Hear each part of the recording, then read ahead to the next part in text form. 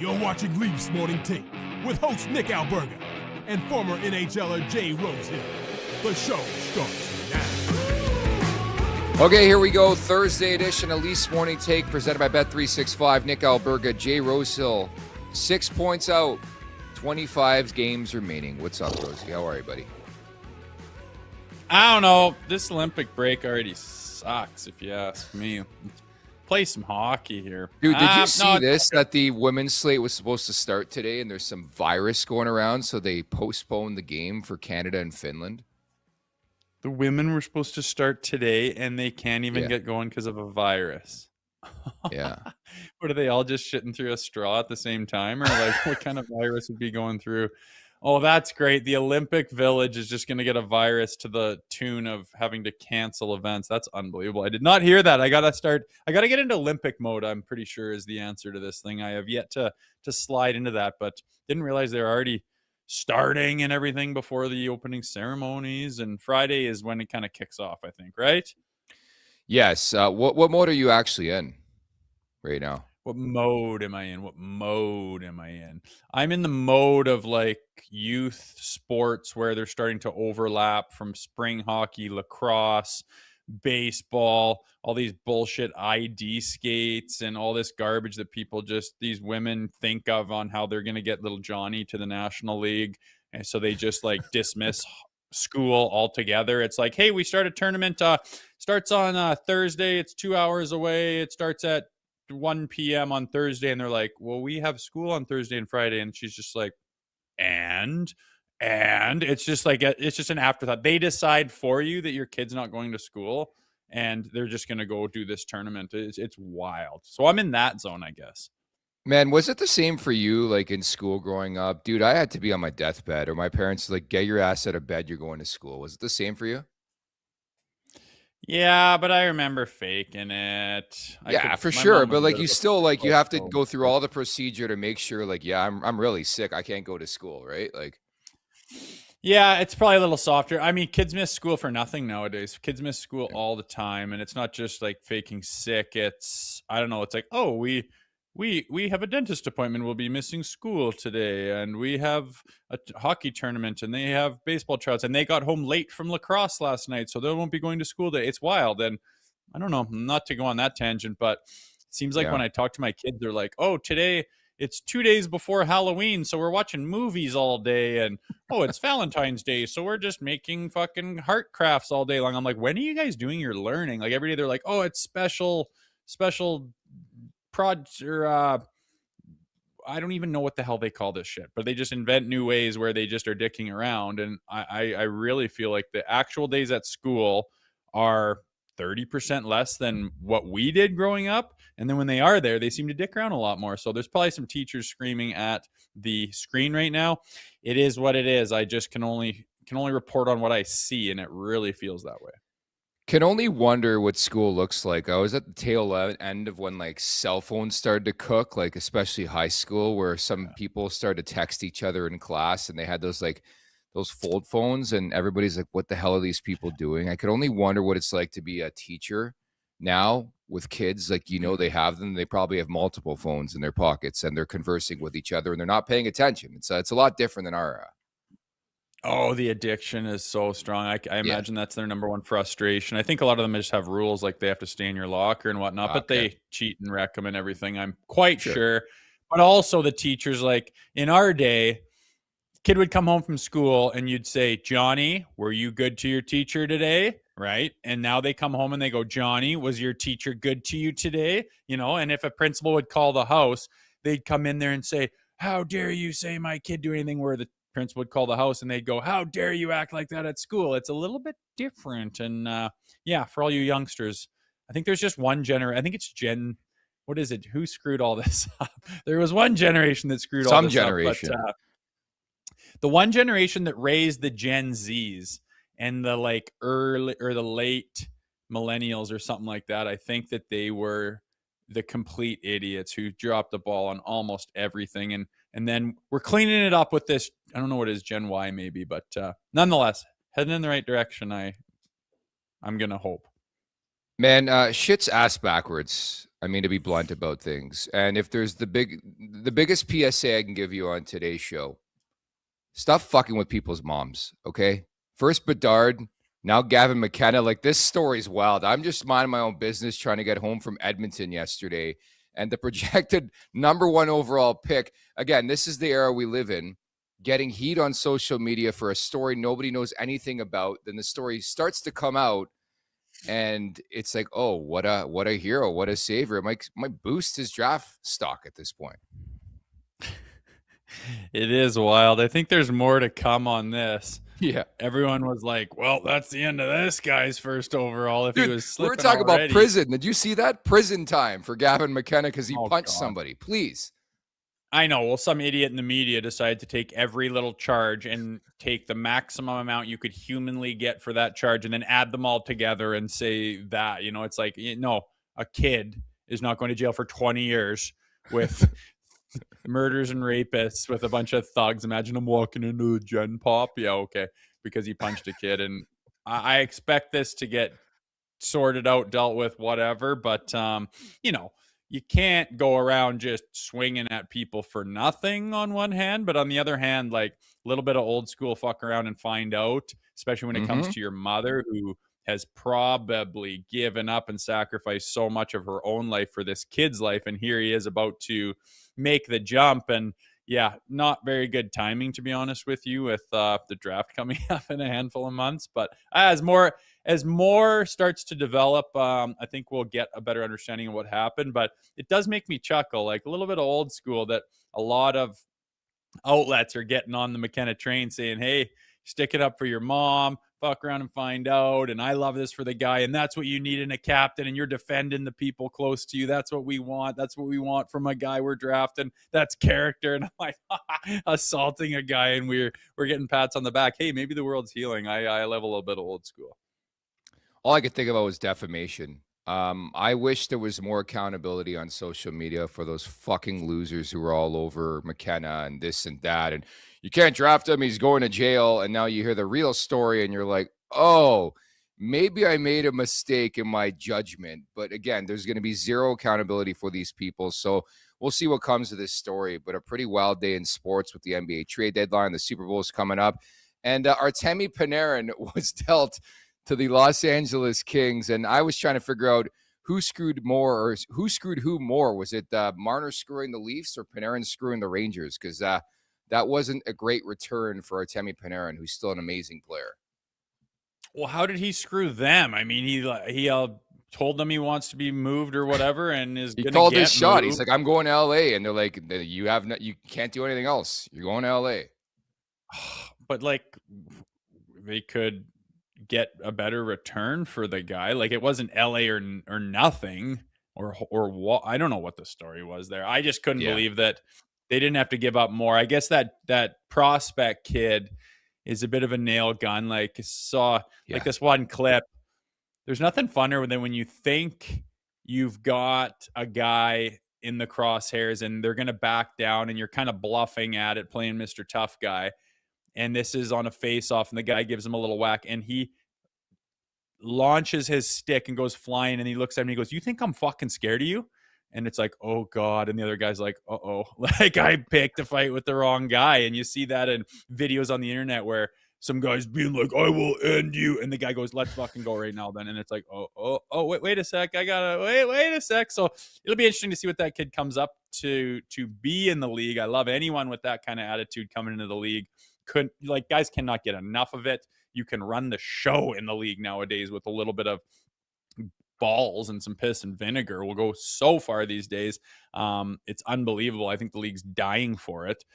But yeah, not a huge return. And then he re-signs for less short term for less money. I thought the reason they were moving on from him is he wanted a boatload of money in long term. So yeah, I guess I don't know what the deal is with there. I think people are all taking all kinds of different looks at it and different takes, but at the end of the day, I think New York's kind of a disaster at the end of the day is all I can really say. Yeah, that's probably the final analysis because I think it was reported yesterday by Dave Pagnotta that Seattle was really into this thing. And now today, Elliot Friedman comes out and said they offered like 14 sheets a year to this guy. and they were ready to overpay. And he's like, no, I'm not doing it. And I think Panarin controlled a lot of it because he wanted an extension. Effectively, this is what was his July 1. And then he lands on a 2-year extension, 11 mil per. So they got Green Trees, a pretty decent prospect. I mean, he was on the World Junior team this year, didn't play every game for Canada, conditional third, conditional fourth. And you try to tie it back to the Maple Leafs too.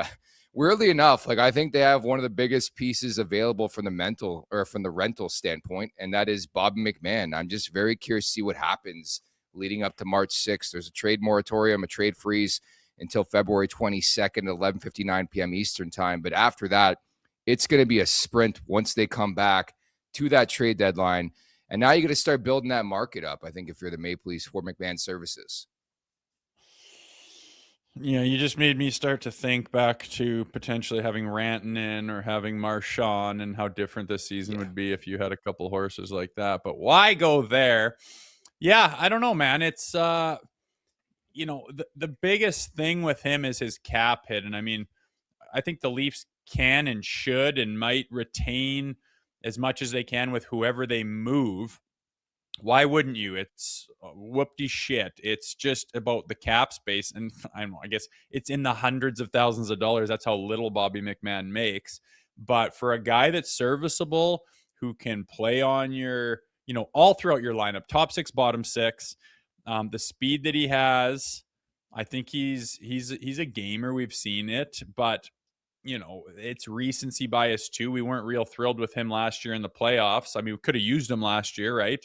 Game 5, Game 7, probably could have used him. He was in a goal-scoring drought for like 20-some games leading into the playoffs, was he not? So, there's that little bit of scary. And I think that if you follow the team like we do, we're kind of thinking this is probably the ceiling for Bobby McMann, and we need to make some changes to prevent a season like this from happening again.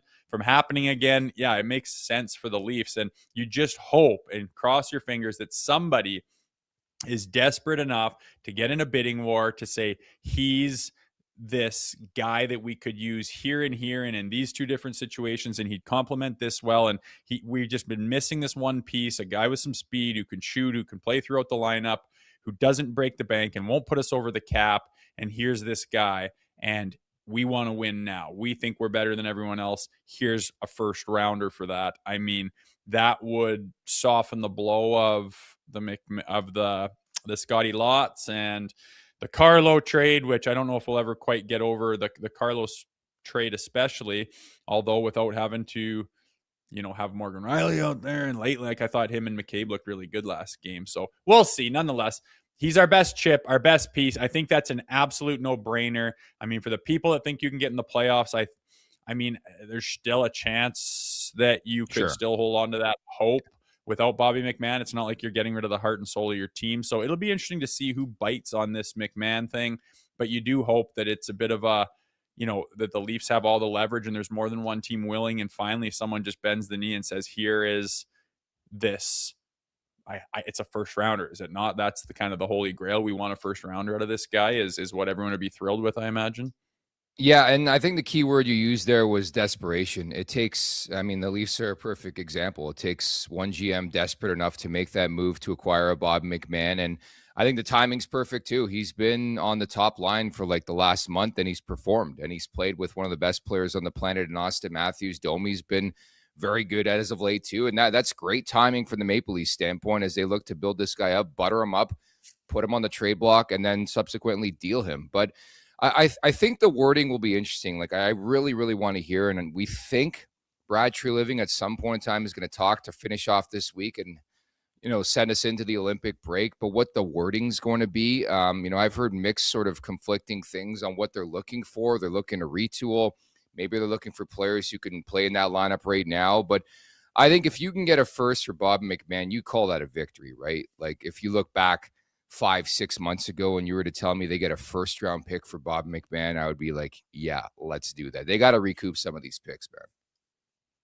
Yeah, for sure. That's just where they're at with their cupboards. They are empty. So 100% you would take that. It makes sense for all different reasons. If you, and also just needing to, have the ability to change things on this team. I mean, you could go through a million different reasons on why this team is where they are. You could blame the construction from the get-go. You could blame the coach. You could blame the injuries. You could blame the goalies. You could blame the defense. You could blame the superstars. It's probably a little bit of all of those things, right? But at the end of the day, you can't have this happen again. You can't have the same team. You can't just say, oh, well, let's just roll the dice again. Let's just try again. You can't do that. You have to change the way this team looks. You have to add some pieces, subtract some pieces. To me, if they're going to be, and I think those, 5 or 6 games after the Olympic break before the deadline. And, it's not a crazy schedule. Tampa's in there. Obviously, you start with that. But you lose 3 of those. You go 500 hockey, she's over, and you are officially a seller. And then it'll be a little more clear cut. I do feel right now throughout the fan base and even in MLSE, there's this, especially with getting 3 to finish off for the Olympic break in a row, you get those 6 points and then look and go, there's a chance. Okay, fine. If that feeling has all but fizzled, who else would you move off of on this roster? Who's the next guy? Bobby McMahon, I think, is a foregone conclusion. I think that's obvious. I think that's a no-brainer. Who's the next guy that you say, I think that we need to really shop? I think Benoit. I think Simone Benoit is the guy that would be on the move because everybody's looking for that depth blue liner this time of year, like a 6 or 7. I don't anticipate them going scorched earth where it's everybody out the door. I really don't. I think McMahon and Benoit are the 2 guys that are going to go. What's that? Yeah. Like, who plays on your team if you unload Lawton, if you unload Bobby McMahon, if you unload Robertson, you unload OEL, you unload, like, where the fuck are these guys coming from? And there's no guarantee at all with the UFA class or anything that you're going to improve on those guys. And I don't know, there's so many schools that thought, like, OEL, phenomenal. Is this an outlier season for an aging guy? I mean, he looks like he did when he was a stud, super offensive kid in Phoenix. Can he do that again next year? I mean, prime opportunity to be a big letdown and be like, I can't do that again, boys. But do you move on from him? If so, who are you going to get to fill those shoes? That's always the answer. You lose Scott Lawton. Well, you've needed a bottom 6 guy like Scott Lawton for a while, and you finally found him, and you just paid out the teeth for him, and he wants to be here, and everything seems to be clicking. So it's just going to make the trade look even worse if you unload him. Like, you're not getting anywhere close back to, like, these 4th round picks and shit.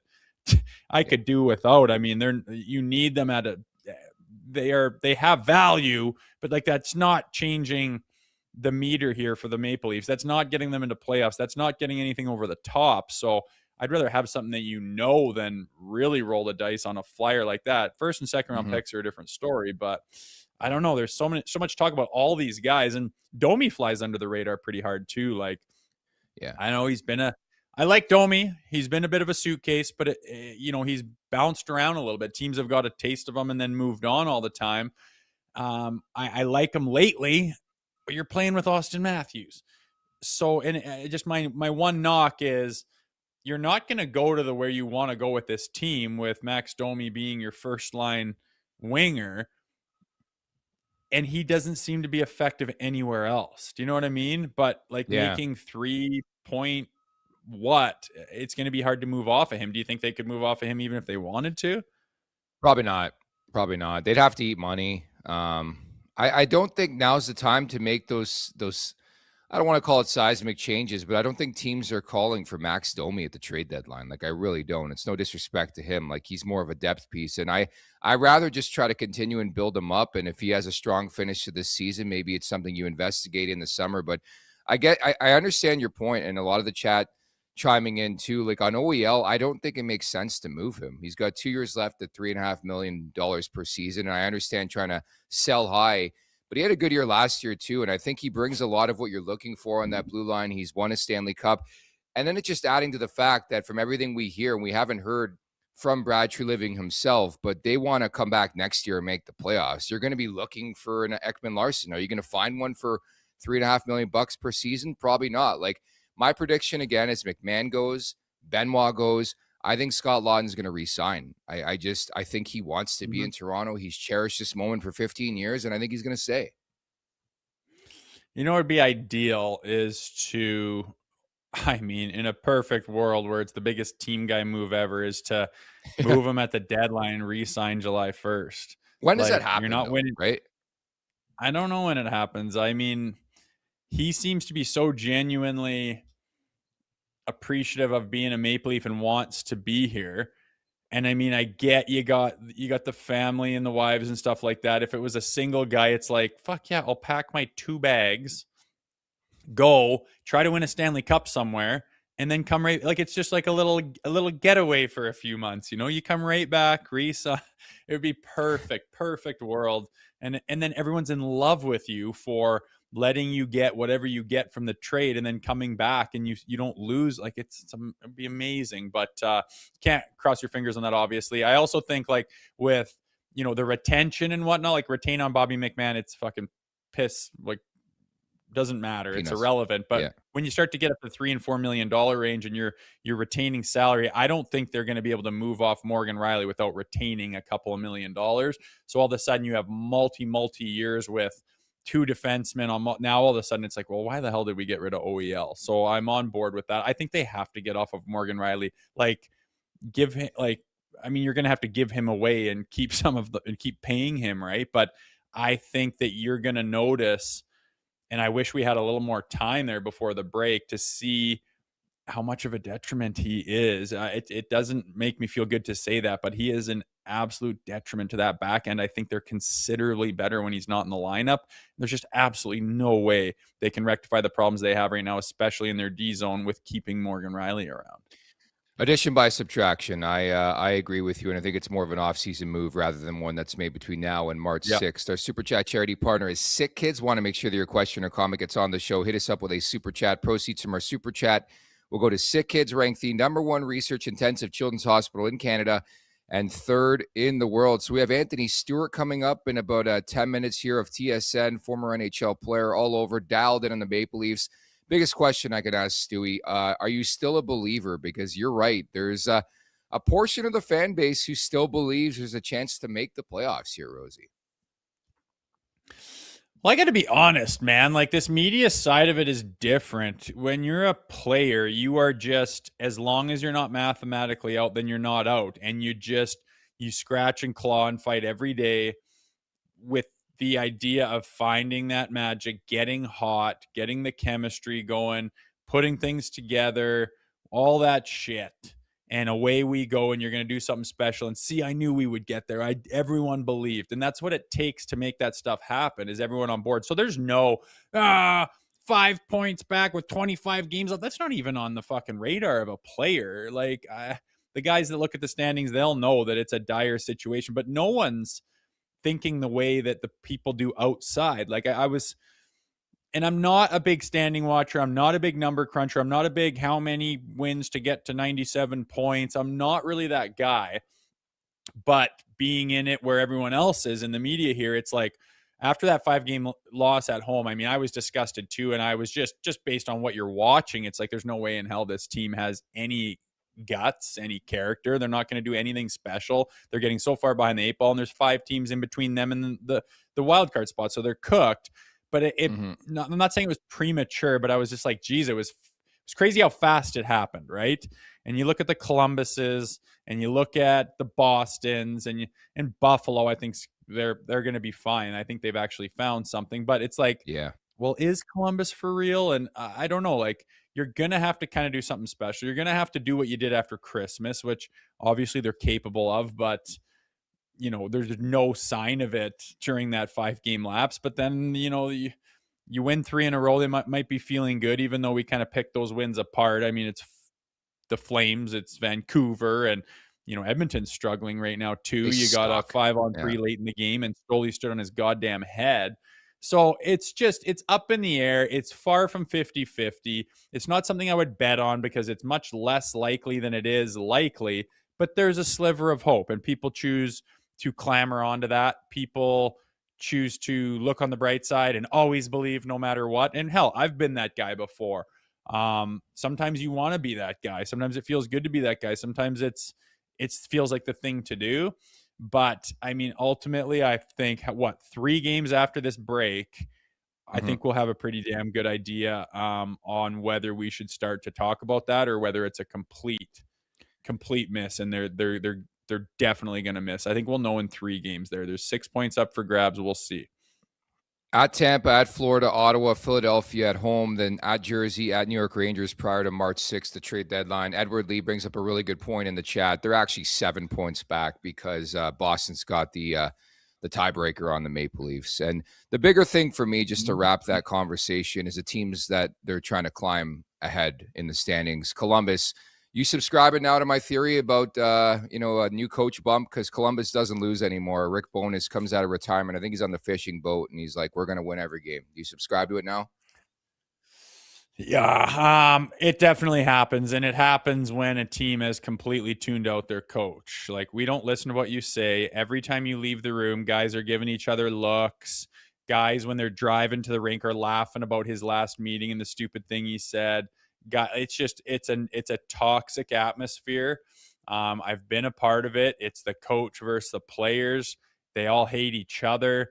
There's condescending remarks, picking guys apart in the video, and it's just F you vibes all around the locker room. Awful. And sometimes there's a decent team in there, but who's coming together to do all the right things, all the details that it takes to commit to win in the NHL? Who's getting to that point where you're all on board doing all those things in order to win when that's going on in the locker room? It doesn't happen. It sounds like that was maybe not to those details, but that's what it feels like when you've given up on a coach and the coach has lost the room. You lose that guy, everyone comes to the rink, that pressure is gone, that toxicity is gone. All of a sudden, a coach comes in, and I think that Bones is a really good coach too, obviously, and whatever he has said to them has been the magic formula, and away they go. So yeah, the coaching bump is real. Not all the time. Usually it works for a game just because the guys are just fired up about a different look, and away they go and they get a win. But this is like some serious turnaround on them, and to me it shows on how toxic it probably was before that firing. Very galvanizing moment, and very galvanized are the Columbus Blue Jackets under Rick Bowness. At the Leafs Nation 401 on YouTube, hit that like button, hit that subscribe button. Leafs Morning Take wherever you find your podcast. Make sure to leave us a 5-star review, and don't forget to check out theleafsnation.com. This segment is brought to you by Table Fare and Social, your go-to spot for pregame bites, after-work drinks, and good times downtown, conveniently located directly across from the arena, just steps from Union Station and the Metrolinx bus terminal. Table Fare and Social offers a wide selection of food, cold drinks, and space for large groups. Family-friendly, fun, and ready to host your crew. Book a pregame party for your friends and colleagues at Table Fare and Social, located directly across the street from the arena. I think it's interesting, too, because all the momentum they had, especially when it comes to Anthony Stolarz, man, like that was an awesome game in Edmonton. Now he's got to dwell on that for like 3 weeks. I don't look at dwell on it. I look as it as good. Now we're back on track. Like that, your last performance kind of lingers in your mind when you take a big break like that. And if you've been shitting the bed and you go into a break and it's like, God, this is brutal. Like that's what I'm thinking about the whole time. And you go to bed and you wake up and you're thinking about work and hockey or whatever, and it's a bad taste in your mouth. Stoley hasn't been playing that great this year. He had the disaster that was the Vegas game where he shouldn't have been there. The next game wasn't any better. Then he said, I'll probably need two games to feel myself. Boom, that third game, he's lights out. So I think that's huge for just his mental health during this break, as he can hang his hat on that, and then he's going to feel good getting back into it. Not like, okay, now I got this huge break behind me and I'm still trying to find my game. Who knows what the hell I'm going to feel like when I get going again. I think it's great for him. And I mean, if they're going to do something and get people on board and do something magical, it's a 100% going to be attributed to goaltending performances like that by both these guys. Drag us in, baby. We now turn our focus to today's guest, former NHLer, former Atlanta Thrasher, does great work over with TSN covering the Leafs alongside Jim Taddy. It's Anthony Stewart. Stewie, 3 straight wins entering the Olympic break. You starting to believe again or what? What's the deal here? You saw the tweets. Parade's back on, buddy. Let's go. But again, history doesn't repeat, but it often rhymes, right? And again, I'm not a betting man, but I would bet that going into this Olympic break that the Leafs would give us some hope. I probably would put some money on that for sure. So can you do like a percentage deal here? I mean, everyone knows what the points that you usually need to get into the playoffs. This year seems kind of unique with that jam-packed Atlantic division, but like they were cooked, and I mean unanimously cooked by everyone who thought about the Maple Leafs 3 games ago. 3 games against the Flames, the Vancouver Canucks, and the Oilers, and all of a sudden, like, are you thinking 50-50, or is this like more like a 15% chance kind of thing that the Leafs get in? Well, just going back on history sort of rhyming, I think it's going to come down to the wire, right? And ultimately with this group, you look at the success they had last year, right? It started off with the defense and Tanev and Carlo and all these guys playing at a high level. And majority of the issues this year have been injuries, right? So that now, and I think the number one thing mostly probably was the goaltending, right? You had a 1A, 1B situation between Stolarz and Wall, and that just hasn't been the case, right? The last couple of weeks, you finally started getting them there. It took them a little bit of time to get their rhythm in. But for me now, if you get that goaltending that you got from Stolarz and Wall these last couple of games, like they're going to have a chance. They're going to have a chance, right? And you take a look at the math yesterday. I was sitting there last night watching. I'm like, I hope Boston doesn't score in overtime here. 6 points is doable. 7 points is almost impossible. But you sort of look at the standings here, and it's not necessarily about collecting the points. It's you look at their January. A lot of these games are against non-divisional opponents, non-conference opponents. It's not just the point. It's trying to jump 3 or 4 teams. So is it impossible? No, I think it's going to be difficult. But again, with this group, I think it's a little bit too early to be counting them out like Leaf Nation is. Yeah, you're right. And the crippling part about last night was that Florida was up in that game, 2 goals, Middlestat ties it, then they win in the shootout. It's like, okay, give up that point. And to your point, 18 of the last 25 for the Maple Leafs against the Eastern Conference. And important to stress, it's probably a 7-point gap because Boston has that tiebreaker as well. But I wanted to ask you, who's the most catchable team? I'm under the impression somebody's going to falter here late, whether it's Pittsburgh or the Islanders or Boston or Buffalo or Montreal. Who do you think is the most catchable team if you're the Maple Leafs? I think a lot of these teams have been, fairly consistent, right? So again, I was going to say probably about a month and a half ago, maybe Detroit, just based on what I saw against them playing against the Leafs in the preseason. I thought they had some warts, but they've ironed out a lot of those warts, right? So for me, I'm like, is Buffalo going to come down to earth eventually? They're going to play 750 hockey the rest of the way? No. But again, as a player, and you heard Matthew Nye say it last week where he's like, I haven't even checked the standings. I believe it. I believe it as a player. You can't sit there and do the math. And I'm sure over a couple cocktails over the break, they're going to be like, it's going to be a little bit tough. But you can't focus on, hey, we need to win 8 out of the next 9, or we got to win 5 out of the next 6. You just got to take it game by game. So someone's got to fall down to earth. Is it Montreal, right? You see them now, goaltending struggling a little bit. Dobish was in the net the other night. He let in 4 in overtime against Minnesota. It wasn't some great goals. So is it Montreal? Is it Buffalo? I'm not too sure. But if I'm Toronto, I can't just be focusing on the who. You got to focus on the what. And Stewie, as a former player, like people laughed at Matthew Nye's like 28 games left, and he says, I don't know what we believe in this group, and we're going.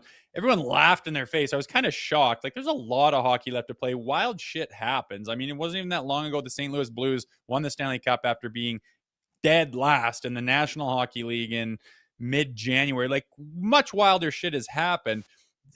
As a former player, do you kind of get where he was coming from? And now that you're on the media side, do you have that push and pull? Because I'm feeling like, geez, people sure call her quits early in the media, and I get why.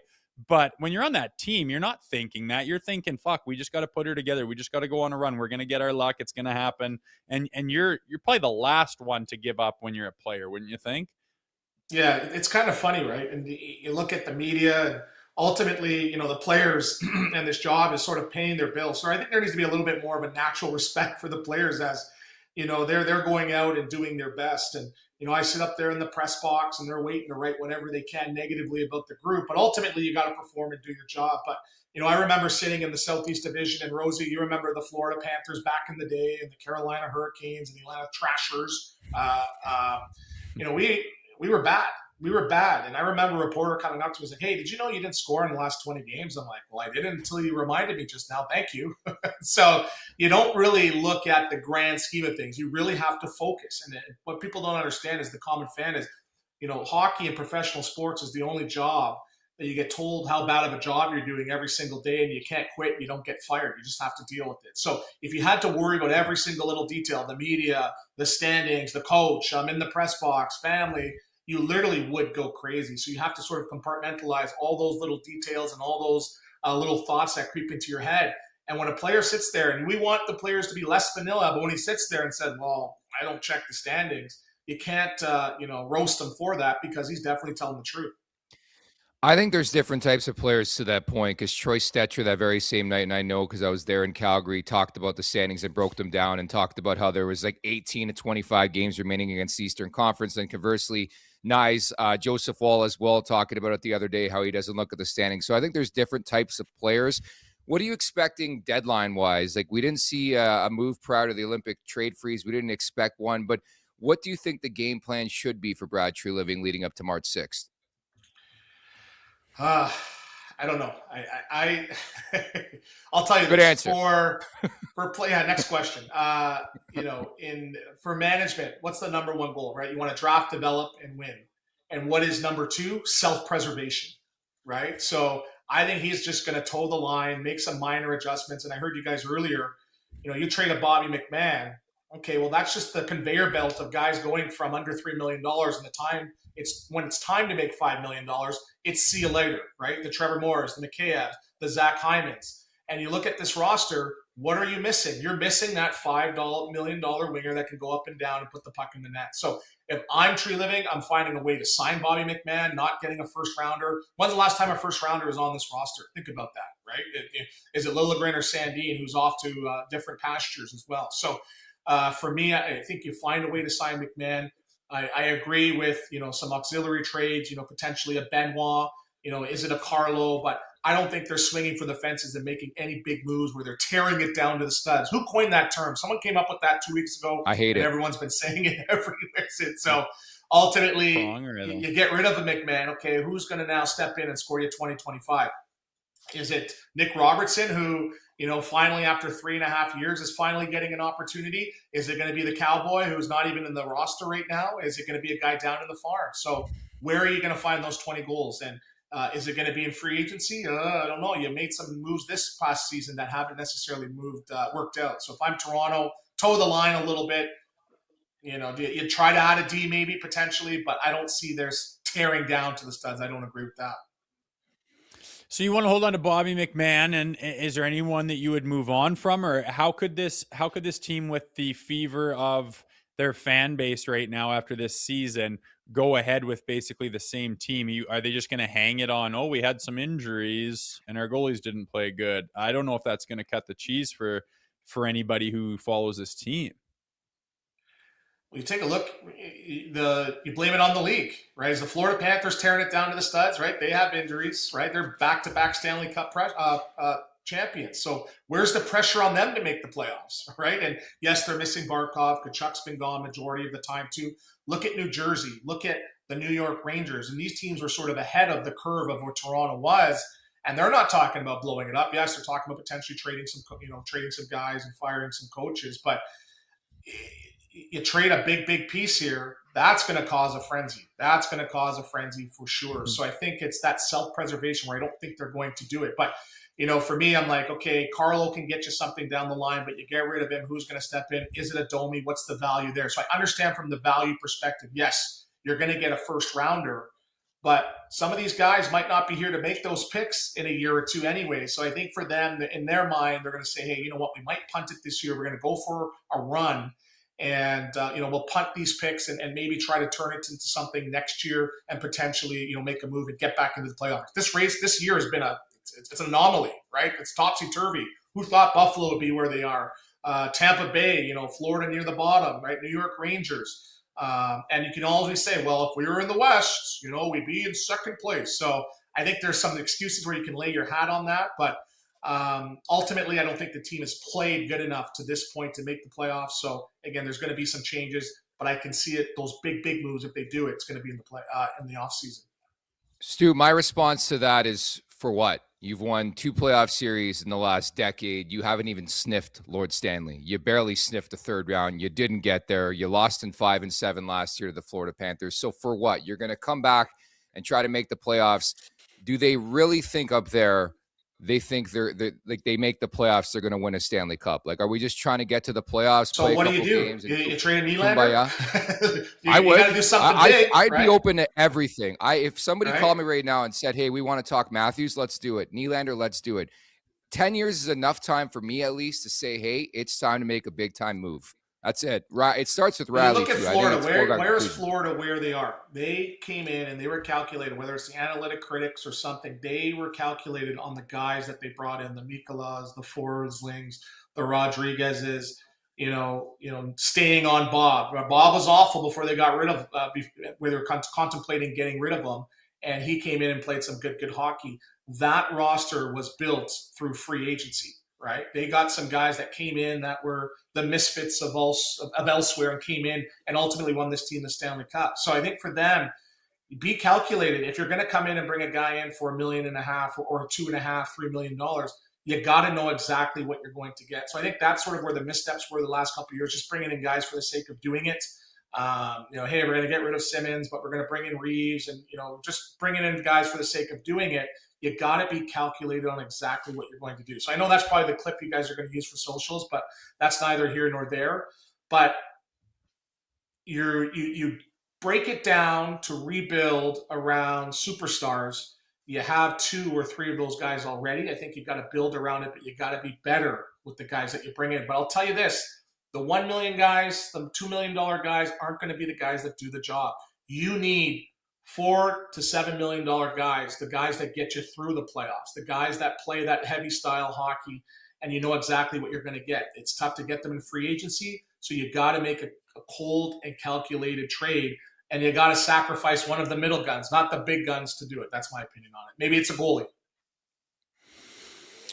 Yeah, it's interesting. I think you could argue with Florida too. I mean, they had a 120-point guy in Huberdeau and said, "I don't like the cut of his jib. I don't think we're going to win with him." And they make a drastic move. Obviously, getting to Chuck's a big deal, and doesn't come around all the time. But sometimes you feel like, yeah, we got a really talented player, but we don't believe in him. And I think to Nick's point, 10 years is like who are they going to surround these 2 guys with that's going to change anything? They've had. On to the other stuff here. If the Leafs, can I tell you this? Can I just interject quickly? And I said this one time on one of the big networks, and I'm not going to say which one it was, but I said, does it even matter if they win? Does it change the bottom line whether they win or not? Right? The fans are still going to be there. The seats are still going to be packed with the suits, and until that changes, it's the status quo. Right? Does this team budget for 3 rounds of playoffs, or do they budget for 1 round of playoffs when they're doing their internal budget? So for me, I'm like the cog of the wheel, or the machine that is the Toronto Maple Leafs. I don't think it's hinged on winning Stanley Cups, where you have certain markets where that is what the owner is. We're going to spare 0 expense. We're not here to sell jerseys. We're here to do all these little things. So again, that's the most I'll speak on it, because I've already got reprimanded. But again, we can speak freely here, so I just wanted to mention that. Does it matter? Is it anything going to change? Right? We're sitting here discussing it, and that's generating revenue for the machine. So again, that's my conspiracy theory for the day. But sorry to interrupt you there, Rosie. No, I hear you. It's fun to talk about it. I mean, and what a perfect spot to be for a guy to say, "Hey, our bills are covered. The money's coming in no matter what happens. People are still going to fill the building and buy the jerseys. We're all good. Now let's try to do the fun part." And that's become a fucking hero and a legend and be the guy that built the team that finally got Toronto a Stanley Cup. Hey, I don't have to worry about not covering the costs of this thing. This thing prints money no matter how good or how bad they are. So now let's go do the fun part and build a hockey team and try to be the one group that does the thing that Toronto wants so badly, who no one's been able to do. It blows my mind to think that they're like, it doesn't matter. Like, what a great opportunity to worry about the stuff that's fun. Nonetheless, speaking of all those guys, if they do miss the playoffs, and let's be honest, the percentage chance of them missing the playoffs is higher than of them making it, whose head's going to roll for that? And what changes are going to be made, if any, as far as general manager, head coach, those kind of things? Never advocating for anybody, losing their jobs, right? But you're seeing sort of some of these other teams now get the dead cat bounce, right? Look at the Buffalo Sabres, right? They didn't change, any pieces. They made a change at the GM position. You're looking at Columbus right now getting back into the picture in bringing in Rick Bowness. So ultimately, we're in a professional sports results-based business, and there's probably going to be some changes. So again, I'm not sure what their internal budgets are. Are they, worried about saving money and, they're going to keep somebody? But there is change when, you don't win. And I was in the Southeast Division. I didn't win crap. I didn't win nothing. And every year there was 4 or 5 guys out the door. When I was in Florida, I think there was 4 or 5 coaches, Jacques Martin, DeBoer, Mike Keenan, and 2 or 3 GMs. And it wasn't, oh my gosh, that was par for the course. So there is change. So ultimately with these expectations, again, are they making the choice? We struggled this year because it's an anomaly, the injuries, the league's turned upside down. Do we run it back? But I've been doing media now for 5 years? We've been running it back for how many years? And I'm like, man. So again, I'm almost indifferent to it because I'm just like, now that I'm on this side of it, I'm more of a Toronto sports fan, and I'm just like, I don't want to get caught up in the fever of it. If it's me and I'm, in charge, you got to make some changes, and I think it starts with the top. And again, not advocating, but in pro sports, that's the business, and you got to make some moves because ultimately the construction of this roster is just not getting it done this year. I'm blaming the players. 6 points out, 25 games left. Will the Maple Leafs make the Stanley Cup playoffs, Stewie? I got the rosy sigh as I collect my thoughts. Yes, I'm going to say yes. I'm going to say yes. One of these teams are going to fall. I think there's going to be, maybe 1 or 2 key guys injured at the Olympics. Obviously not on the Canada side. And I think some teams are really going to, come back, sleeping, right? And, you're looking at some of these younger guys, Toronto with Matthew Knies, Robertson, Easton Cowan. These guys are on the ice right now as we speak. Yes, they're going to go to Cabo, have their couple of root beers, but they're going to come in and not having too many Olympians. I think it's going to be that R&R is going to have them go on a bit of a run. So I think, yes, I think it's going to come down to the wire. And if they miss out, it's going to be on 1 or 2 points because it's going to give everyone the hope that next year's our year. All right, Stewie, mute those social accounts. Anthony Stewart predicts the Toronto Maple Leafs are going to make the Stanley Cup playoffs. Appreciate your time today. Thank you for that. Go Leafs, go. See you, buddy. Former NHLer Anthony Stewart. I like it. I knew Stewie would bring that. He's always got the belief. They can be 40 points out. He's calling them to make the playoffs. So. Well, how awesome would it be if they did or if they could? I've already resigned my thoughts to the spring and not having playoff hockey with the Maple Leafs and watching other teams that you have next to zero invested interest in. But how amazing would that be? I mean, we called it as soon as they came off that homestand that what they're going to do is go on a little tear and string everyone along and miss by 1 or 2 points. That's as likely as anything. I can see it every way, man. I could see them going on a heater and making it really close. And I could see them just coming off the break and losing 3 straight and the teams above them don't. And it's like, and it is now 10 points and she's all done. I guess that's why we're going to watch. I don't know what to expect from this team. That has probably been the theme from the time we started this show is we just don't know what to expect the unexpected, expect inconsistency. Oh man, so many reasons, so many times and slots on the calendar to look back on and shake your head at if they do miss by 1 or 2 points, man. There was a lot of 1 or 2 points pissed down your leg that you'll look back at, but nonetheless, now the next thing is talking about the Olympics. What are they doing? And then say, look like when they get back. I mean, everyone's going to be anticipating pretty strongly what every team, especially in that division, is going to look like when the puck finally drops here at the end of February. Man, what should they do with Easton Cowan? So he got home obviously very quickly. Then I see a picture and he's in London at the OHL game last night for his alma mater, the London Knights. They haven't talked yet, but I'm not sure he's headed to the AHL. Is that the right decision here? Yeah, it's tough. I guess they, especially with like what's he been scratched 3 in a row kind of thing. I mean, honestly, when I was on the Leafs and it was a 2010 break, I thought I very well likely could go down, but there's like a the freeze day roster. A couple of us were just waiting for that day to go by, and it went away. And we're like, we're there, because you're making the NHL money for that whole 2-3 weeks as well, right? So it was a big deal. A guy that's that young, you'd think he could benefit from playing more hockey, from getting some experience, from getting your confidence up, especially the fact that he's not been playing lately and hasn't been on. Maybe they're trying to showcase Kalle Järnkrok a little bit. Who knows? But apparently they think he is on the team and that's kind of permanent. And maybe they don't want him to get hurt. Maybe they think he's going to be a piece of making a run. What are the explanations for it? He's 20 years old, sitting in the press box last 3. Now you got 3 weeks without a game. Why not go play for the Marlies? Unless you're worried about him getting hurt.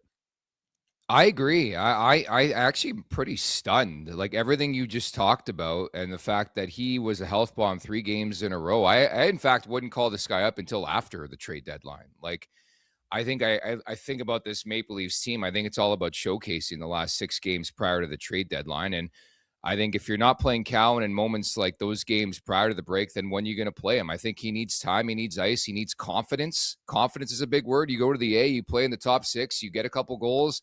Call this guy up after the March 6th deadline, and he's feeling good and has a strong finish to his season. I think it's bizarre like that we're not seeing him sent down yet. I mean, as we have this conversation, he's a Maple Leaf and he's getting paid Maple Leaf money. But I think from a standpoint of letting somebody mature and get some ice time, I think it makes too much sense to set him down. Yeah, and that's the kicker to me. Like if he was flying and he's playing on the third line, he gets pulled up to the second line once in a while, and he's looking good and he's looking sharp, then hell, you're a Maple Leaf. You're not in the minors. You're cooking on this team, and you go have your break like everyone else. And when we get back, we'll get back to business, and you're going to be a part of us trying to make a push here. End of story. I get that. But yeah, being as he hasn't been that much of, and he's been doing fine. Like what does he have? Does he have 17 points or something? He's +3. Like he's not getting drug along by this team. He's been doing just fine. He is an NHL player this year. I think he deserves to be on this roster. But just with the timing of it and having him not play the last 3 and then have 3 weeks without playing a game, 20-year-old kid, you could get a lot of confidence down there. You could develop more. You could gain from that experience. It's just more pro to do. Maybe you're just going to appreciate being in the NHL at that age a little bit. You ride the bus a little bit. You stay in a different hotel. They don't have quite the amenities. There's only so many trainers around. Like maybe it'll be a little bit of a wake-up call going, God damn, that's reason to really, really crank it here, because I am lucky to be on the Maple Leafs. I am lucky to be in the NHL. There's that side of it. My only thought for their rationale on letting him have this break is we can't afford to lose them. And I don't know what their schedule is on the Marlies, but you go down there, you get hurt, and now you're trying to make a push. And I do think that MLSE thinks that they can get in the playoffs, and they really believe, and that's their MO. Maybe that's worth that bit of experience that they could have got him being on the Marlies. I admire the optimism. I really do. He's on pace for about 14 goals, 30, 35 points. Like I've been happy with Easton Cowan this season. It's more than I expected. That's for sure. 100%. Go back to the summer talking about where you would be, and people are, the Brian Burke mentality of it doesn't matter who you are or what you've done. You're going to start this. You're going to play a year in the minors. Wasn't the case for him. And I think that looking back at it, I agree with you. He has done what you've asked of him and then some. And everyone thought he was going to be raw. You play in the OHL and you put up that many points. You go watch the guys. You go watch Bedard before he got in the league. You go watch McKenna. They are playing 30 minutes a night.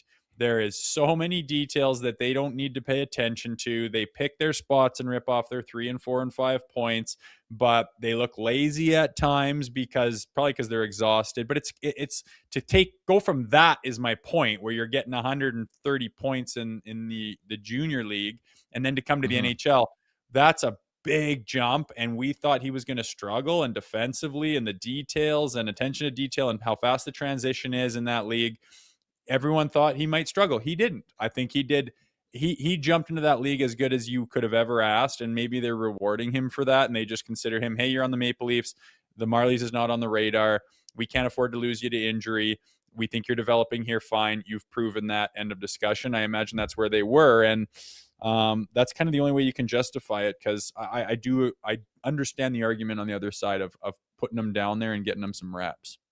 I'm really fired up too for his offseason. Like this will be his first true offseason of training. Like seeing him in the press box. I love again making coffee beside the guy. I want to see him on the ice, but he's smaller set. And I mean, he's never going to be massive, but wait till he adds weight and strength to his game. Like that's the one noticeable difference I've noticed in Bob McMahon, for example. His game, I understand he's way older, 10 years older, but just the strength this guy has built in short order in his NHL life, where I think Cowan is a guy who has showed signs of that type of power game early on, and to wonder what he can add in the offseason. I'm really, really excited to see what he looks like next fall, man.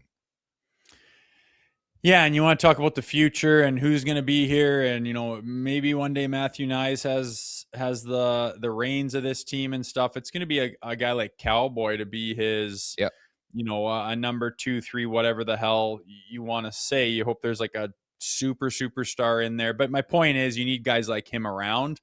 I think he's got a little bit of grit too, a little bit of FU, and for a young kid, like usually those kids are little string beans, and you look at like Celebrini, he's pretty young looking, but Cowboy's already got a little, like he is young, he is 20, but he's got the potential to fill out and be a beast, like, maybe not quite the size of Matthew Nyes, but you can just tell there's going to be that one summer where he comes back and you're like, you see that guy's neck? Like he packed it on and he was hammering Got the Nyes neck.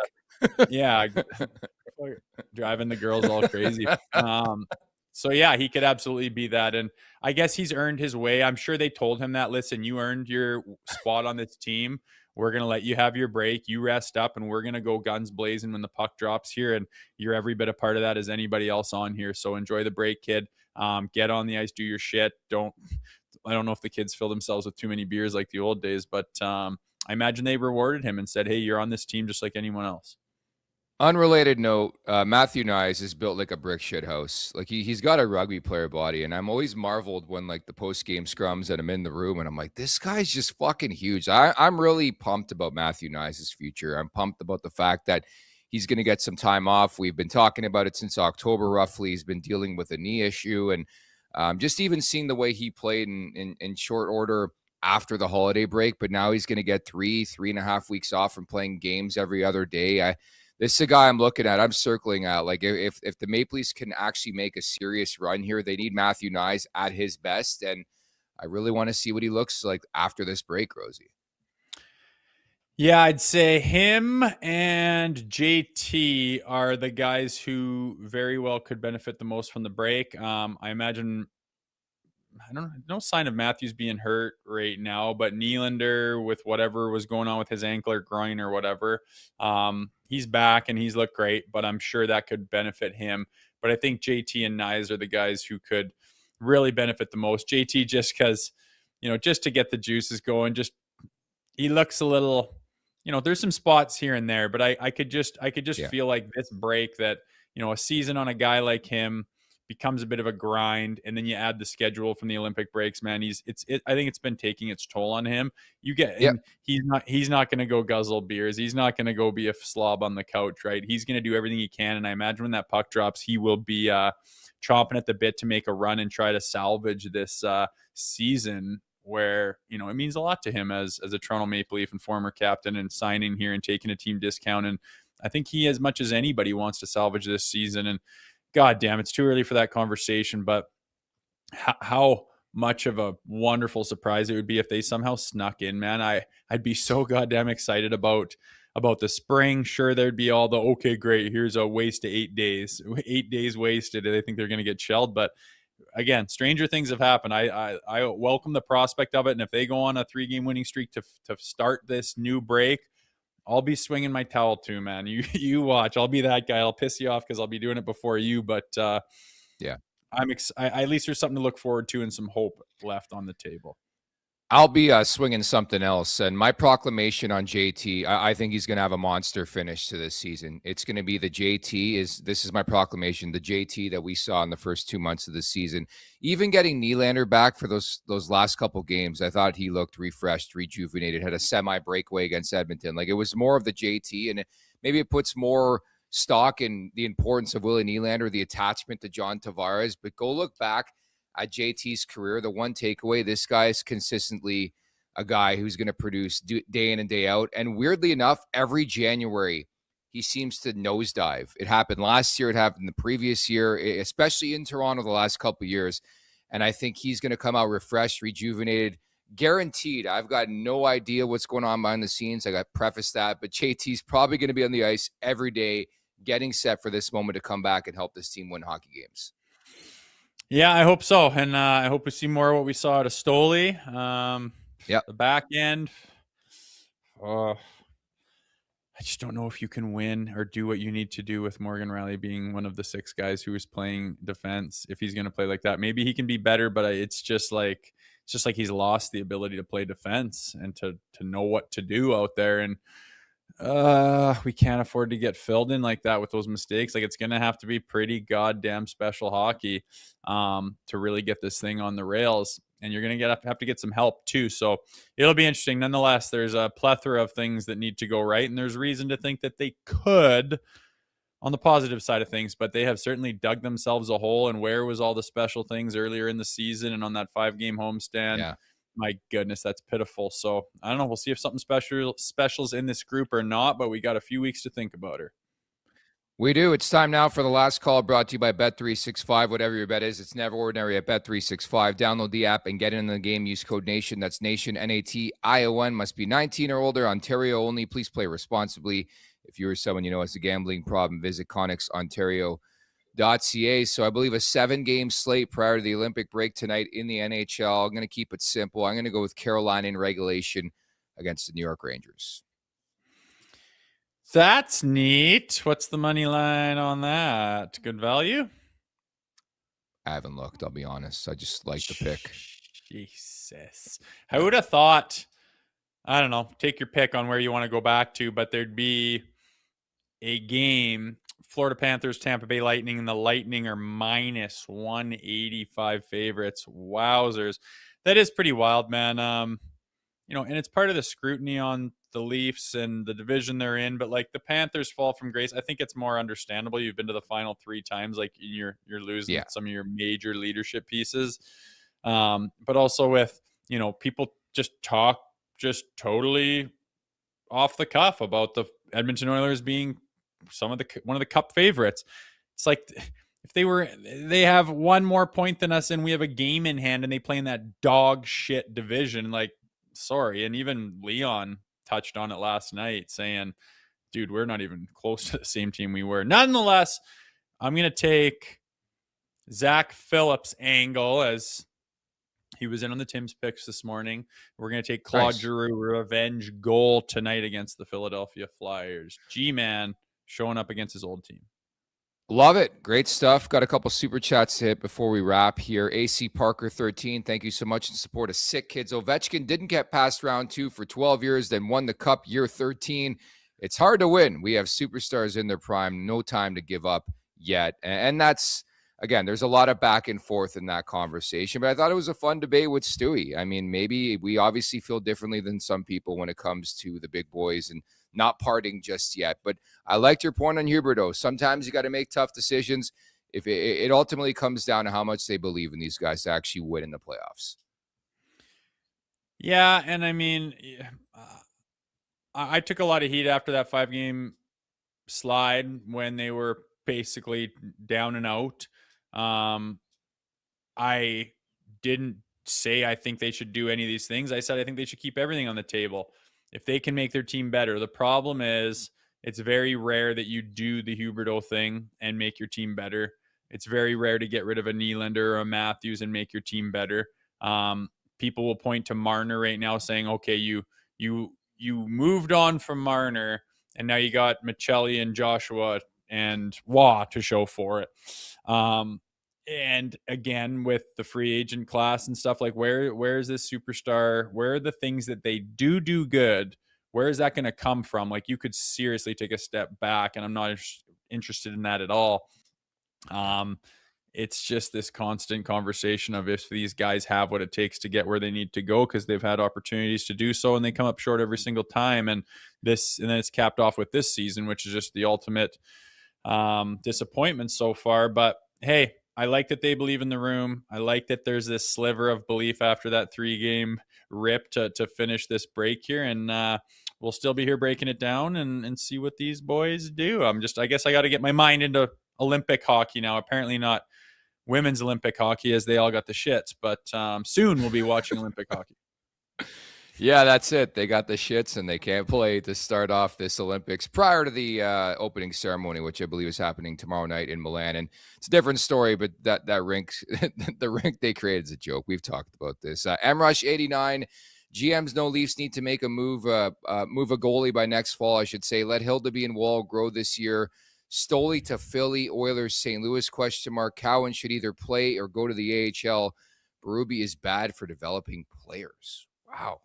MRush fired up on a Thursday here, Rosie. Developing players. I think we just mentioned who's he developing on this team. All you could say is really Cowan. I think that's been a good job there, as we stated. So I wouldn't really say that. What else did he say there? To move on from Stoley, like, I don't know, like I get you got 3 good goalies and stuff like that, but like say you move Stoley and then Wool's injured and you're looking at fucking Hildaby and Akhtiamov, like, and everyone's like, what the hell happened to our goalie depth? Well, you traded one and the other one's a Band-Aid. So I don't know about that, man. Depends. Again, I would be ears on everything and everyone. I would be really interested to see what the market is for that and how close you could get to being enticed. But at this moment, I just see it. They've wanted goalies for so long, man. How many times do you think you had the team to do it and fucking Samsonov or whatever, just whoever it is, just can't make a save? I think you better be careful on that one. Mr. Loverboy 29, great handle, and thank you so much. Sends us $50 in support of Sick Kids. Appreciate that. How do you boys feel about throwing JT on the first line and having Nyes, Wah, and Willie on the second? Easier to find a bottom 6C. It's a fascinating question. Like, I think to that point, the last couple games, and maybe they were trying to hide Matthew Nyes a bit because of the injury. He was on the third line with Wah and Robertson. I'm hoping once they come back from the Olympic break that Matthew Nyes is back on maybe Austin Matthews' wing. How do you feel about that? Would you deviate from what they've been doing with McMahon and Domi there on that top line? Oh, I'm sure we'll see different iterations of it when everyone's healthy and good to go. So what was he suggesting? Tavares, Nyes, Willie? No. He wants to have JT on the first line, having Nyes, Wah, and Willie on the second. So he wants to go, I guess, JT on the wing with Matthews. They've never really tried JT on the wing, have they? With Matthews? Not really. He's kind of always been stapled with Nyes and Willie, hasn't he? Yeah. Interesting. I mean, good luck. If that was in their mind, why wouldn't they do that during those dog shit days of the beginning of the season where nothing's going right and they're putting everything in a blender? Like, it doesn't seem like, is that the one thing they haven't tried and that's the eureka moment? I don't know. On the lineups, I'd be down to try anything, right? I think they're going to keep it status quo. They're on a 3-game winning streak and you got to figure out where everyone's at after the break. But if it's a grind like people think it's going to be and you're back and forth and chipping away and within, it's going to be coming down to the wire, maybe after a loss or something, they'd try that. I mean, they're going to be throwing the kitchen sink at this if it's down to the wire trying to get over the hump. So it'll be interesting. And lastly, Tammy writes in, have a safe flight and great vacation, Nicky boy. Appreciate that, Tammy. So that leads us to the schedule coming up for the next week or so. No show tomorrow, no show on Monday. Rosie, you and I are going to be back on Tuesday and Thursday. We'll talk some Olympic hockey. We'll touch on the 3 Maple Leafs there. And I'm sure we'll have a fun debate or two about the trade deadline. I mean, I think that's something we're going to have in focus over the next little while. And who knows? Again, the expectation, Brad Treliving is going to speak. So we'll have you covered on that front at some point here too. I like that. Yeah, Tuesday and Thursday sounds good to me. We will start to gather talking points for those 2 shows, and then we'll be right in the middle of the Olympics. So I'm sure that'll be exciting as hell for everybody as well. Yeah, the amount of coverage here, coast to coast, that we have on Leafs Morning Take, the first ever time from Jamaica coming up on Tuesday's edition. I'll be in Jamaica, and you'll be somewhere too, right? Looking forward to it. From Italy to Jamaica. Yeah, man. Yeah. We travel. That's good. Internet, good. Okay, that sounds fun, Let's man. hope. Have a good trip down there. Yeah. And you you and Peñota in your little Speedos down with your Mai Tais. Oh, my goodness. How cute is that? I'm going to do the show in a Speedo on Tuesday. You will not, you pussy. It's funny, on this road trip I FaceTime with our mutual Ryan Leslie, and I was wearing like one of those beaters that I always wear, and my chest hair was poking out. He really gave it to me, did Leslie, Rightfully about the so. chest hair, and he got to tame that puppy. Even his girlfriend was giving it to me on the FaceTime. I'm like, holy, all angles here. But folks, there is going to be some chest hair in the mix in Jamaica. You're used to it. You can hack it. Yes, sir. So great stuff, Rosie. We'll talk next week, buddy. All right. Good luck to those Canadian women. Get that out of you and get back on the ice.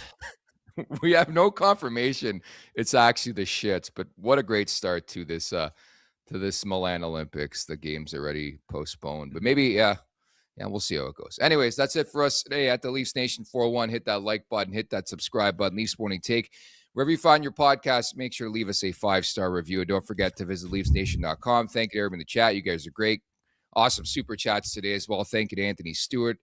For producer Vic Jay Rosehill, I'm Nick Alberga. We'll talk next week. Take care, everybody. Make sure to check out more of our content right here on the Leafs Nation YouTube page. We got long-form interviews. We got clips. We got epic rants by Jay Rosehill. We simply have it all. And don't forget, you can find out much more at theleafsnation.com. Thanks so much for watching.